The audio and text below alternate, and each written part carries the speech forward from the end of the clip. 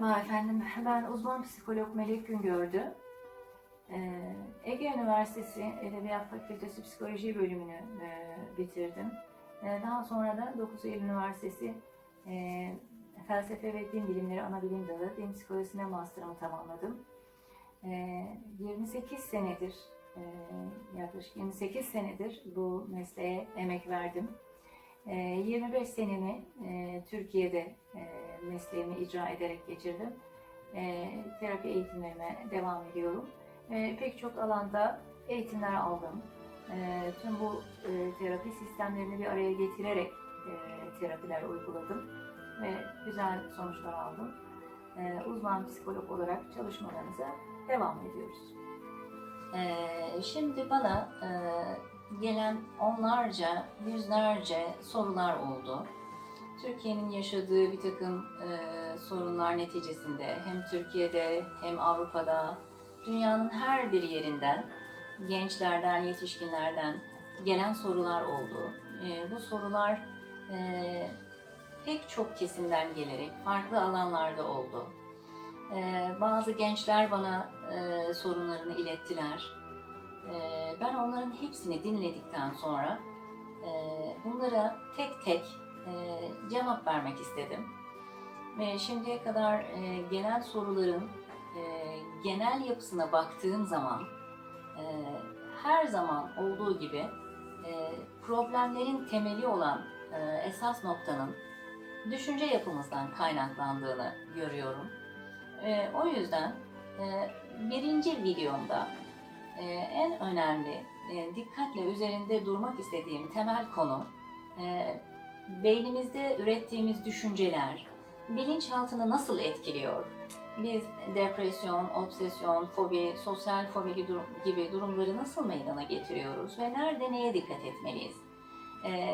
Bellek ve bilinçaltı mekanizmalarının nasıl işlediğine dair temel bilgileri vermek istiyorum. Ve bu bağlamda yine sorulara bir cevap vermek istiyorum.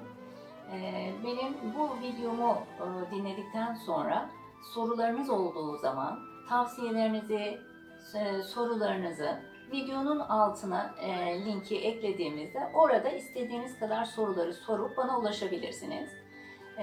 Biz onları tek tek cevaplamak istiyoruz. Bana teknik açıdan yardım eden çok sevgili arkadaşlarım var. Onlar da bana bu konuda yardımcı olacaklar. Şimdi gelen sorular üzerinde baktığımda genelde düşünce yapısının çok negatif olduğunu görüyorum. Buna ilişkin şimdi ben istedim ki size temel açıklamalar vereyim sevgili izleyicilerim. Sözlerime başlamadan önce kendinize güzel, relax bir müzik koyup hafifçe dinledikten sonra beni dinlemeye devam edebilirsiniz. Şu anda beni çok dikkatli bir şekilde dinlemenizi ve anlamaya çalışmanızı isteyeceğim. Eminim ki muhakkak ki çok güzel bir şekilde anlayacaksınız. Şimdi bütün problemlerimiz zihnimizdeki düşünme süreçlerinde başlıyor. Evet, her şey, bütün fobiler, depresif durumlar, saplantılı durumlar, obsesif durumlar, her şey, bütün problemler önce zihinsel süreçlerde başlıyor. Ve buradan hız alarak bilinçaltına doğru kayıp, oradan tekrar zihnimize taşınıp, oradan tekrar bilinçaltına doğru kayıp, sürekli böyle bir devir daim döngüsü içinde bizim kişiliğimizde önemli problemlere yol açıyor. Bütün problemler beyin süreçlerinde, düşünce süreçlerinde kendini gösteriyor. Şimdi terapiye gelen binlerce danışanımın doldurduğu test veya envanter cevapları arasında verdikleri şıklarda, anlattıkları içinde daha çok negatif düşünceler zihinden akıyor. Sürekli kendimi üzgün hissediyorum, üzgünüm, mutsuzum, karamsarım, hayattan zevk almıyorum, kendimi hatalarım için suçluyorum, hayal kırıklıklarına uğrattım hep kendimi, diğer insanlar karşısında zayıflıklarım ve hatalarım için sürekli kendimi de eleştiriyorum, eskiye göre daha fazla ağlıyorum, insanlara karşı ilgimin çoğunu kaybettim veya karar vermekte zorlanıyorum, daha fazla sinirliyim, tedirginim gibi negatif cümleler geçiyor. Veya toplum karşısında konuşmaktan sıkılıyorum. Ellerim titriyor, kalbim çarpıyor, yüzüm kızarıyor, ellerim terliyor. Kendimi ifade edemiyorum. Çok heyecanlanıyorum. Boğazımda bir düğüm oluşuyor. Kalp çarpıntılarım artıyor gibi. Sürekli zihnimiz cümleleri üretirken negatif cümleleri üretiyor. Sürekli negatif bir akış var zihinde. Dikkat ederseniz düşünce sürecinde düşünce negatif olarak başladığı zaman hemen arkasından duygular kendini gösteriyor. Çünkü düşünceler duyguları üretiyor. Beynimizden akan düşünce süreci negatif olduğu zaman duygular da negatif hale geliyor. Şimdi beynimiz sürekli bu tarzda negatif düşünceleri üretmeye devam ettiği zaman üzgünüm, mutsuzum, karamsarım, hayattan zevk almıyorum gibi demin saydığımız, ifade ettiğimiz cümleler doğrultusunda cümleler akmaya başladığı zaman beyinden hemen arkasından böyle kaşlarımız çatılıyor, yüzümüz asılıyor, omuzlarımız çöküyor, göçüyor. Böyle güçsüz, mutsuz, karamsar, depresif bir moda doğru geçmeye başlıyoruz. Hemen düşünceler duyguları meydana getiriyor. Bu sefer davranışlarımız bu duygularla beraber nasıl olacak? İçine kapanıyor. Ve her şeyi içimize atıp biriktirmeye başlıyoruz. Davranışlarımız daha dışa dönük, aktif, daha neşeli, daha güler yüzlü, katılımcı, sosyal olabilecekken ne yapıyoruz? Kendimizi sürekli kısıtlamış oluyoruz. Düşünce negatif, duygu negatif, davranış da negatif oluyor. Yani içe kapanık. Her şeyi içimize atmaya, biriktirmeye başlıyoruz. İçimize ata pek çok şeyi iç dünyamızda biriktiriyoruz. Biriktire şişiyor. Sanki üfledikçe bir balon nasıl şişer? Şiştikçe şişer. Bir noktaya gelir, sonra güm diye patlar. İşte bizdeki bu patlamalar nasıl meydana çıkıyor? Bizdeki bu patlamalar aynen burada ifade ettiğimiz gibi öfke, gerginlik, sinirlilik, hemen ani öfkelenmeler, sinirlenmeler, tahammülsüzlük, tedirginlik, gerginlik gibi agresif boyutlarda kendini gösteriyor.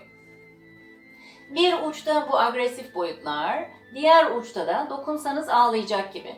Neyin var? Bir şey mi oldu? Kötü görünüyorsun diye bize birisi bir şey sorsa hemen kaşlarımız çatılıyor. Hemen üzüntümüzü belli edecek, ağlama moduna geçecek kadar üzgün ve mutsuz bir pozisyonda ağlamaklı durumlarda gelgit yaşıyoruz.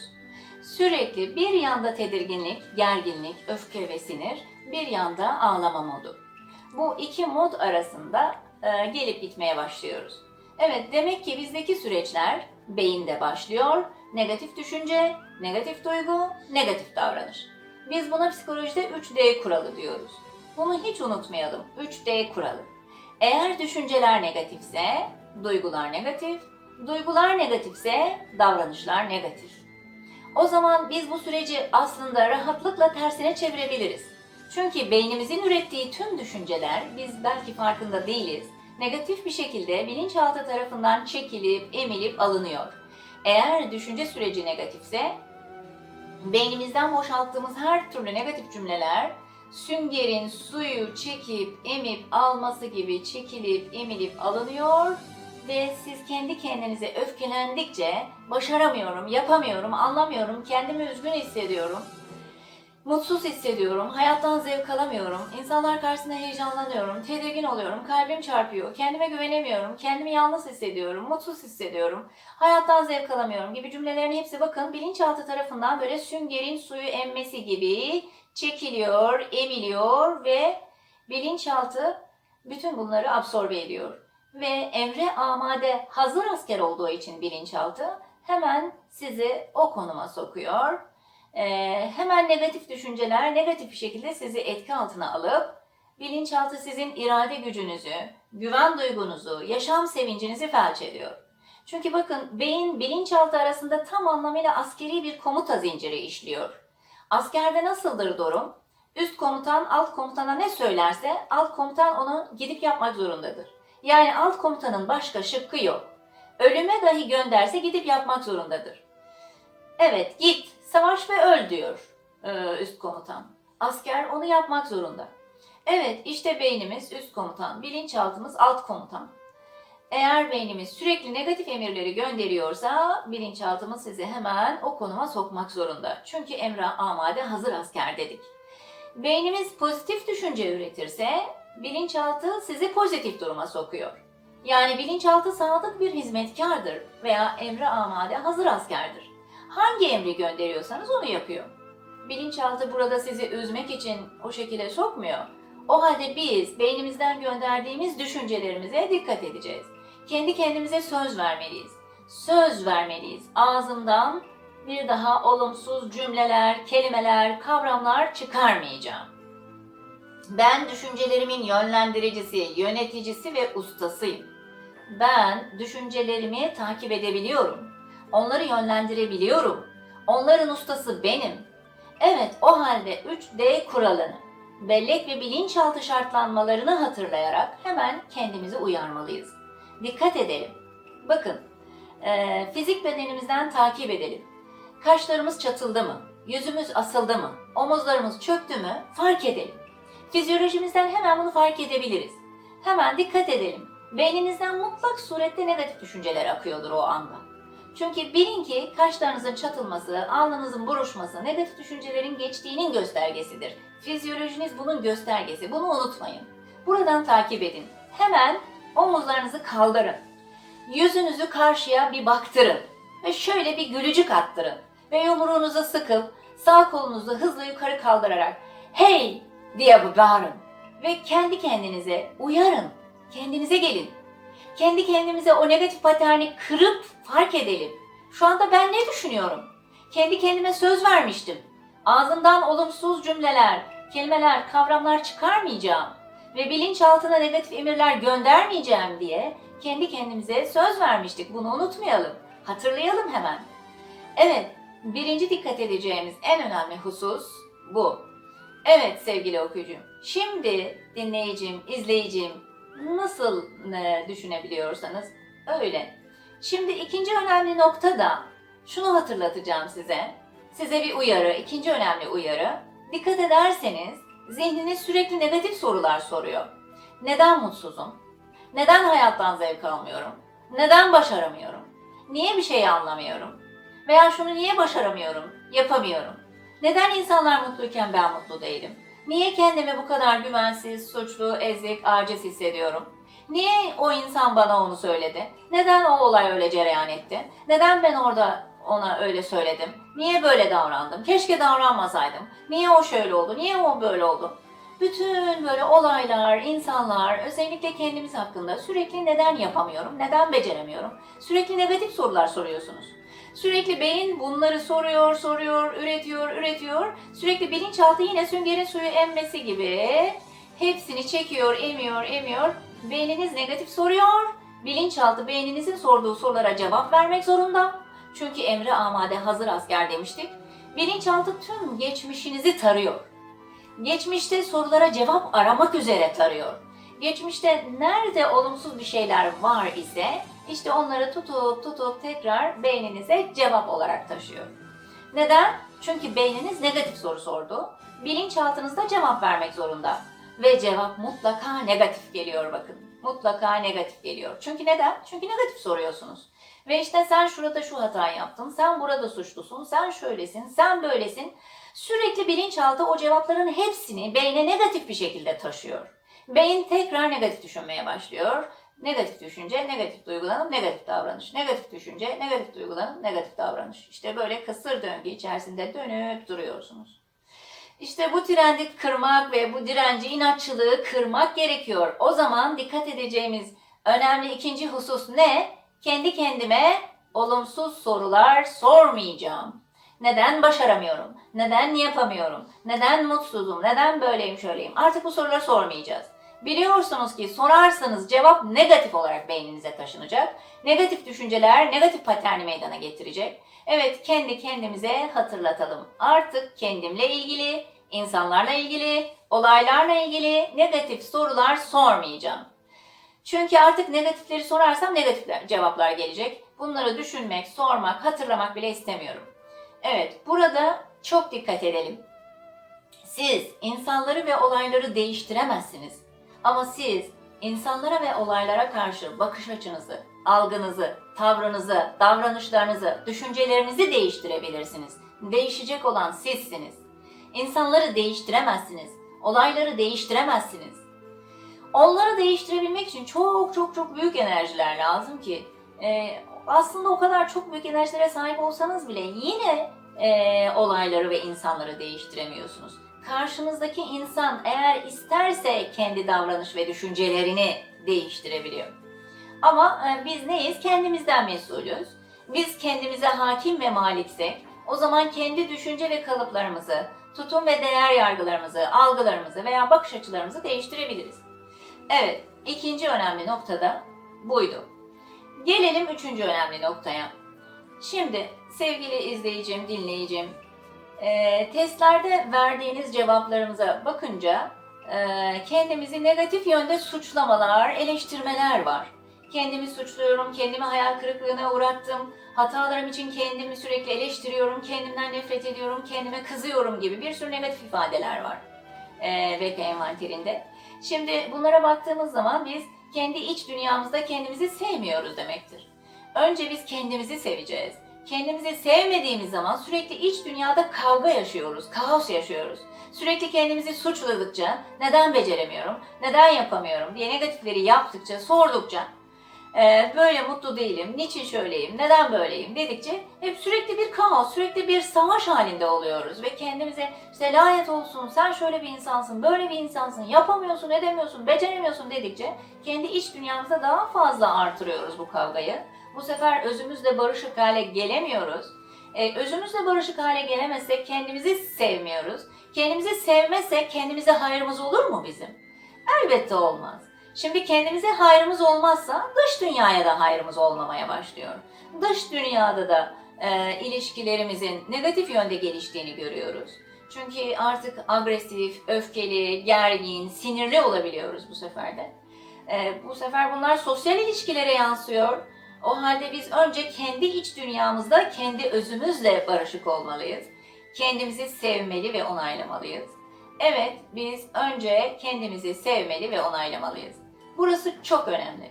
Her problem, bütün depresif durumlar, sosyal fobik olgular ya da saplantılı durumlar insanın kendini sevmemesiyle ve bütünüyle hep sürekli kendini suçlaması, eleştirmesi, yargılaması, sürekli katı bir vicdan gelişimiyle, katı değer yargılarıyla ortaya çıkıyor.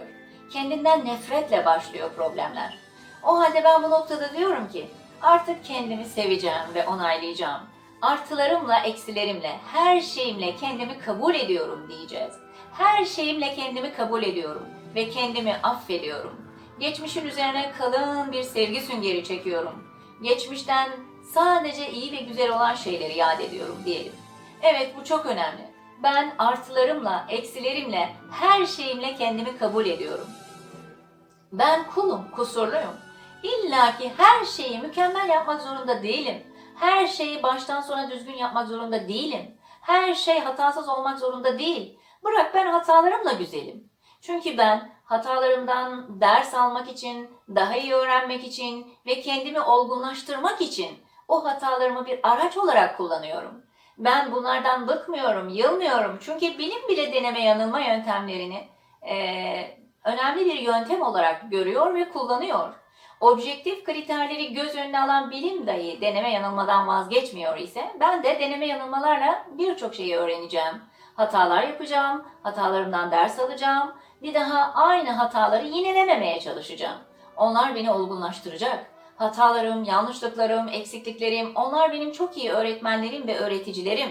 O yüzden bu noktada çok iyi düşünelim. Kendimizi hemen suçlamayalım. Ve işte bu noktada artık kendi kendimize devamlı olumlu telkinlerde bulunalım. Çok iyi bir şekilde kendimize dönüp bakalım. Artık geçmişin üzerine kalın bir sevgi süngeri çekiyorum. Her şeyimle, hatalarımla, kusurlarımla, artılarımla, eksilerimle kendimi kabul ediyorum, kendimi affediyorum. Kendimi affediyorum, geçmişimi affediyorum, insanları affediyorum, olayları affediyorum. Önce affetme teması. Bunun üzerinde çok durmalıyız. Defalarca kez yazalım. Hani damlaya damlaya akan su mermeri deler ya. Halbuki su çok yumuşaktır. Mermer serttir ama mermer delinir. Neden? Aka su aktıkça kuvvet oluşturur, mermeri deler. İşte biz artık olumlu düşünceleri beynimizden göndere bilinçaltına gönderiyoruz bütün bunları. Ve işte oradaki bilinçaltındaki tüm negatif düşünceleri, olumsuzlukların hepsini, hayal kırıklıklarını, hataları, suçlamaları, üzüntüleri, kaygıları, korkuları, saplantıların hepsini alıp götürüp yıkayıp atacağız. Olumlu, beyinden gönderdiğimiz şartlandırmalarla yapabiliriz bunu. Evet, hani ilkokula biz başladık, öğretmenler ne yaptı bize? Emel eve gel, Ayşe ip atla, Ali top oyna. Bu cümleleri defalarca bize yazdırdılar. Her bir cümleyi birer sayfa yazdık. Eve ödev verdiler yazdık, tahtaya kalktık yazdık, sıramıza oturduk yazdık. Yaza artık bilinçaltına bunları yerleştirdik. Ve 1,5-2 ay gibi bir sürede baktık, okumayı yazmayı öğrendik. Kırmızı kordelalarımıza takındık. Yani burada şuna dikkat çekmek istiyorum. Yazmanın önemi büyük. Yani yazmak bir bilgiyi beyne ve bilinçaltına yerleştirmede büyük bir fonksiyon icra ediyor. İnsanları affediyorum, geçmişin üzerine kalın bir sevgi süngeri çekiyorum. Kendimi seviyorum ve onaylıyorum. Defalarca kez yazalım. Kendimi seviyor ve onaylıyorum. Kendimi seviyor ve onaylıyorum. İnanıncaya kadar. Böyle aynaya bakarak, gözlerinizin içine bakarak bunları söyleyelim. İçimizden bir ses dese ki, hadi canım sende bir sürü hatan var işte. Polyanlacılık mı oynuyorsun? Kendini mi kandırıyorsun? Filan dese de, itirazlar böyle içimizden yükselse bile inanıncaya kadar bunları söyleyelim. Evet, şimdi ben size şunu sormak istiyorum. Geçmişe ait bir sürü negatif soruları sordunuz, kendinizi suçladınız, eleştirdiniz, yargıladınız, negatif düşündünüz, negatif sordunuz. Şimdiye kadar yaptınız bunları. Ne elinize geçti? Bir faydasını gördünüz mü? Görmediniz. Tam tersi daha büyük zararlar karşınıza çıktı. İşte büyük depresyon puanları, obsesyonlar, sosyal fobiler ortaya çıktı. O halde artık negatif sormanın, negatif cümleleri bilinçaltına göndermenin bir anlamı yok. O halde artık şu andan itibaren bugün benim artık dönüm noktam ve bundan sonra kendimi daha çok seveceğim. Kendimle barış ilan ettiğim gün bugün diyelim. Ve geçmişi yargılamayalım, sormayalım. Sürekli zihin ne yapıyor? Direktörlüğü elinde tutmak için sürekli geçmişin negativitesini zihin bugüne getiriyor. Düşünüyoruz, geçmişte neler olup bitti. Nerede negatif düşünceler, kötü olaylar, olumsuz şeyler düşünüyoruz. Kafamızda senaryolar oluşturuyoruz. Ve resmen senaryosunu bizim yazdığımız filmler yapıyoruz. Sonra oturup onları seyrediyoruz. Seyrettikçe üzülüyoruz. Üzüldükçe ağlamaya başlıyoruz. Sanki hakikatmiş gibi tekrar yaşıyoruz. Zihin sürekli geçmişin negatifliğini bugüne taşıyor. Geçmişin üzüntülerini, kederini bugüne getiriyor. Geleceğin kaygılarını da bugüne taşıyor. Şimdi geleceğe ilişkin de bir sürü kaygı taşıyoruz. Ya şöyle olursa, ya böyle olursa, ya işimi kaybedersem, ya eşimin çocuğumun başına bir iş gelirse, ya toplum içine çıktığımda kalbim çarparsa, eyvah yanlış yaparsam, insanlar benim hakkımda negatif düşünürse.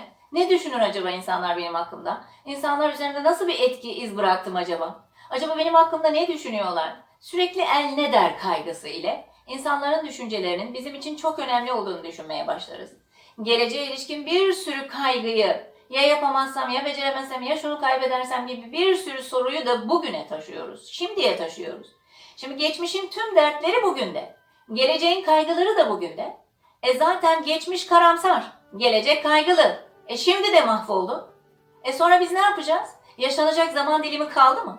Yavaş ne yapıyor? Bizi uçurumun kenarına doğru götürmeye başlıyor bu düşünceler. Artık belli bir noktadan sonra değişik vesveseler başlıyor. Ya bu hayat yaşanmaz ki, bu hayat çekilmez ki. At kendini aşağı, ne gerek var yaşamaya gibi. Negatif düşünceler bizi uçuruma doğru sevk etmeye başlıyor. Allah korusun. Aman dikkat edelim. Bu negatif senaryoları asla yaşamamalıyız. Ve asla ne geçmişin kederini bugüne taşıyalım. Ne artık çünkü geçmişte kaldı. Biz onu artık bugüne getiremiyoruz. Bir gün öncesini dahi geri getiremiyoruz. Bırakın bir gün öncesini, bir dakika öncesini, bir saniye öncesini dahi geri getiremiyoruz. Artık onlar geçti. Gelecek madem gelmemişler, o halde ben içinde bulunduğum dakikanın kıymetini bileceğim. O halde ben şimdi de yaşayacağım. Şimdinin kıymetini bileceğim. Ve bu noktada hassasiyetle duralım ve lütfen şimdiki artılarımızın üzerinde düşünelim. Şimdiki artılarımız. Ben herkesin yığın artılarını sayabilirim. Size de sayabilirim. İşte genç, yakışıklı, enerjik, dinamik, güzel bir beyefendi ya da hanımefendiyiz.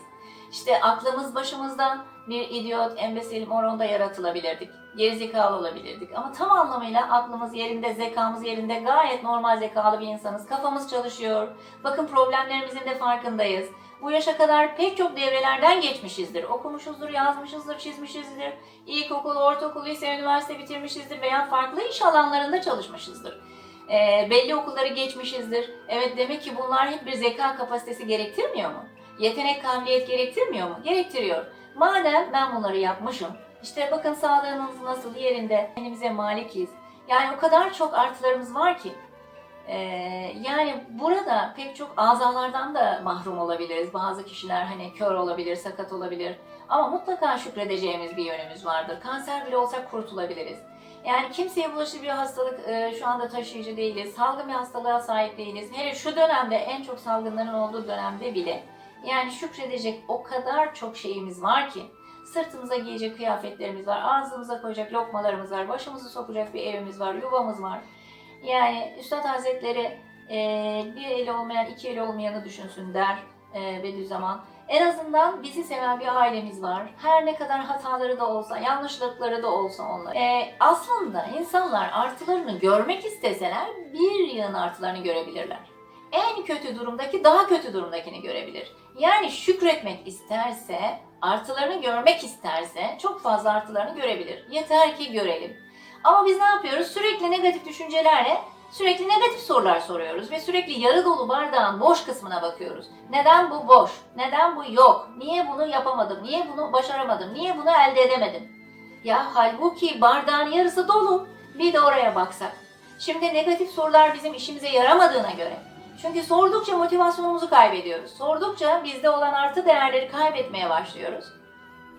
Çünkü kendimize yönelttiğimiz telkin ve kritikler, yargılar bizim kendimize olan benlik saygımızı düşürüyor ve özümüzle barışık hale gelemiyoruz.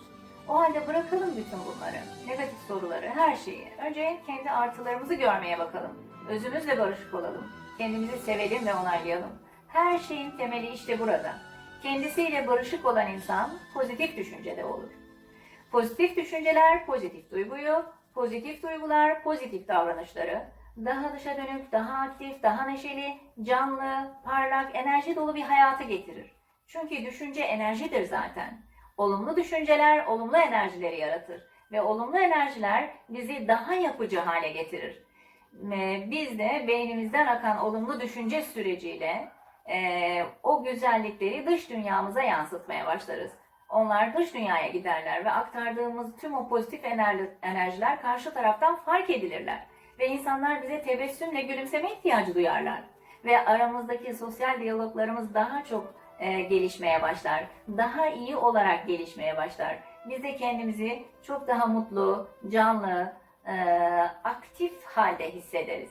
Evet sevgili izleyicilerim, işte bu noktalara önemli dikkat çekmek istiyorum. Bunlara dikkat edersek bütün problemler çok daha kısa sürede neticelenecek. İnşallah bizim öğütlediğimiz noktalarda dikkat edersek, çabalarımızı gösterirsek, size verdiğimiz ödevleri ve görevleri yerine getirirseniz çok daha kısa sürede çok daha mükemmel sonuçlara ulaşacağız inşallah. Burada dikkat çekmek istediğim temel konular görüyorsunuz, farkındasınız düşünce sistemleri. Bana şöyle diyebilirsiniz, siz çok rahatsınız, tuzunuz kuru, oturduğunuz yerde rahatsınız, işte biz neler yaşıyoruz biliyor musunuz? İşte şunlar bunlar, bakın yani Türkiye ve dünyanın her bir tarafındaki tüm olumsuzlukları düşünerek bunları ifade ediyorum ben. Yani çünkü her insan hayatında çok zorluklar görmüştür. Her insan artık kendi acılarını başkalarıyla acı yarıştırma şeklinde dönüştürmeye kalkarsa bunun sonu yok. Yani anlattığım mekanizmalar işliyor sürekli. Biz ağzımızdan çıkan cümleler, kelimelerle kendi kaderimizi yazıyoruz. Kur'an-ı Kerim'deki ayetlerde de diyor ki, biz insanoğlunun kaderini kendi iradesine, çabasına bağladık diyor. Şimdi Cenab-ı Hak bana eğer akıl, irade, düşünme gücü vermişse, birçok mekanizma, kalp, ruh, sır, hafi, affa vermişse, bütün bunları ben ne yapmalıyım? Dosdoğru bir şekilde, onun yolunda ve kendime yarayacak şekilde kullanmak zorundayım. Yani orada bir soru sordum. Şimdiye kadar pek çok negatif sordunuz, düşündünüz. Yani ne elimize geçiyor? Yani hiçbir şey. Daha çok depresyonumuz artıyor. Daha çok öfkemiz artıyor. Negatiflerden bir şey çıkmıyor. O yüzden yani şükredersek, Cenab-ı Hak ne diyor? Şükredin ki nimetlerimi artırayım.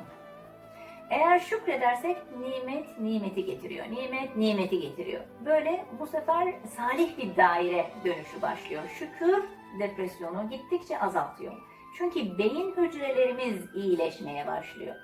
Ağzımızdan çıkan sözcükler bizim kaderimizi oluşturuyor. Gerçekten bu çok önemli. Sanki biz zannediyorduk ki yani işte söyle gitsin, salla gitsin, konuş gitsin. İşte şarkılardan, güncel yaşamdan, nereden bakarsanız yani o kadar çok çevremizde negatiflerle sarılmışız ki farkında olmadan bilinçaltı onları absorbe ediyor. Bizim rüyalarımıza da aynı şeyler yansıyor. Böyle devir daim döngüsü dönüp duruyor ama biz ciddi, bilinçli bir farkındalıkla bunların farkına varabiliriz. Az önce de uyardığım gibi fizik bedenden bunları takip ederek şu an ne düşünüyorumların farkına varıp telkinlerimize, sözcüklerimize dikkat ederek kendimize nasıl davranıyoruz? İçimizde bir kaos mu yaratıyoruz?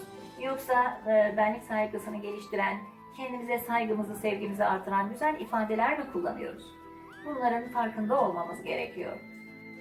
Yani negatif düşüneceğim, işte kendimi berbat edeceğim diyorsanız yapabilirsiniz. O konuda da haklısınız, yapabilirsiniz. Ama ben hayır, böyle negatiflerden bir şey çıkmıyor, kendimi mahvetmek istemiyorum, insanlığa faydalı olmak istiyorum. Önce kendime faydalı olacağım ve sonra da insanlığa faydalı olacağım diyorsanız lütfen sevgili izleyicilerim, dinleyicilerim, sevgili arkadaşlarım, düşüncelerimiz bizim kendi yönetimimizde. Bazen diyebilirsiniz hani çok ifrat, tefrik boyutlar, negatif düşünceler çok hızlanıyor. Evet, işin hani çok hızlı obsesyon boyutları var, çok ağır depresyon boyutları var. Yani onların da tedavilerini yapıyoruz Allah'ın izniyle. O zaman ciddi bir terapi gerektiriyor. Yani çok ciddi travmalar yaşayan insanlar tedavi ettik Allah'ın izniyle. Onlar da mümkün. Yani her şeyin bir çözümü var. Her şeyin. Yeter ki siz çözmek isteyin. Yeter ki artılarınıza odaklanın. Yeter ki şükredecek şeylerimize odaklanalım. Yani inanın eğer siz çözmek istiyorsanız çözemeyeceğimiz hiçbir sorun yoktur diye düşünüyorum ve öyle inanıyorum. Hep de öyle oluyor gerçekten. Çünkü dermanını yaratmadığım dert vermedim diyor Cenab-ı Hak. Ve hastalıklarınızı tedavi ettiriniz diyor hadis-i şeriflerde. O halde şimdiden sonra artık hele bu bilgileri aldıktan sonra bir farkındalık geliştirerek bundan sonra kendimize dönüm noktası seçelim bugünümüzü. Öğrendiğimiz bilgilerden sonra artık yarı dolu bardağın dolu kısmına bakalım. Çok şükür ya Rabbi, iyi ki şükredecek yüzlerce, binlerce şeyim var. Yani en kötü durumda bile yani Cenab-ı Hakk'ın bize verdiği şu doğayı, havayı, güzellikleri bir düşünelim hele. Yani şu koronavirüsü dönemlerinde insanlar oksijenle nefes aldılar. Aletler ve cihazlar takılmak zorunda kaldılar. Ne oldu? Mesela ciddi faturalar çıktı. Halbuki Cenab-ı Hak bize bedava havaları verdi şimdiye kadar. Hiçbir şey ödemedik onlara. Şükredecek o kadar çok şeyimiz var. Nefesi alıyoruz, veremeyebiliriz. Yani bu iki nokta, yani bir nefesle dahi şükredecek o kadar çok güzel şeylerimiz var ki. Yani sağlığımız, her şeyimiz, sevdiklerimiz var. Sevdiklerimize sarılmak bile ne kadar güzel bir nimetmiş. Öyle değil mi? Hele bu süreçte yani insanlar uzak uzak konuşuyor, duruyor. Yani bir araya gelip bir sarıl sarmaş olamıyorlar. Yani o kadar çok şükredecek şeylerimiz varmış ki bu süreç aslında bizim kendimize, içimize döndürdü. Nimetleri görmemizi sağladı. Eğer biz ama nimetleri görmek istersek, ama şikayet etmek istersek, oho bir sürü şikayet de edebiliriz. Ama o zaman kim mutlu oluyor? Hiç kimse. Hiç kimse mutlu olmuyor. Niye bizi mutsuz eden ve çevremizi mutsuz eden şeyler yapalım ki? Yeter ki biz iyi niyetli olalım.